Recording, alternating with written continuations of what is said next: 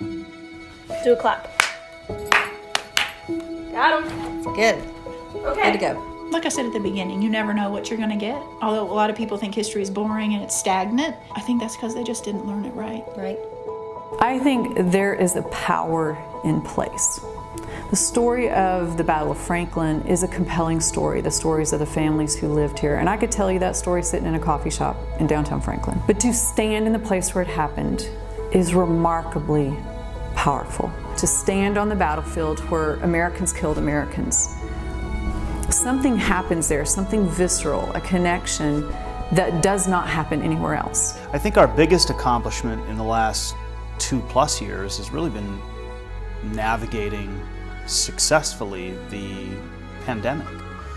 It's hard to believe that it's been 3 years since we had our last legacy dinner, and we had started off 2020 with a bang, and then it just came to a screeching halt. So I think that's been the biggest accomplishment. Once we reopened in early May, we got right back to work. We've run close to 200,000 people through Carter House in Carnton and now Rippavilla just in the last couple of years. And I think maybe the biggest accomplishment was right before the pandemic, we unveiled the interpretive markers in the square that began to tell the fuller story. And then at the end of 2021, we dedicated and unveiled the statue to USCT soldiers, which was just such a great accomplishment for the city, but it was something that I think all of us who worked on it were so proud to be part of. We can't undo history, but there are stories that need to be told that just have not been told.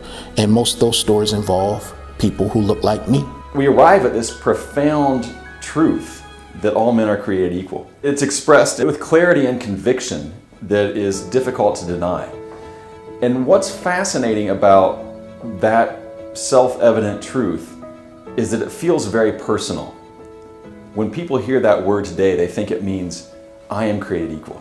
You talk about the way it shapes future events from the Civil War on into the modern civil rights movement. People embrace that idea, they embrace the notion, and it's not some cold, distant political idea.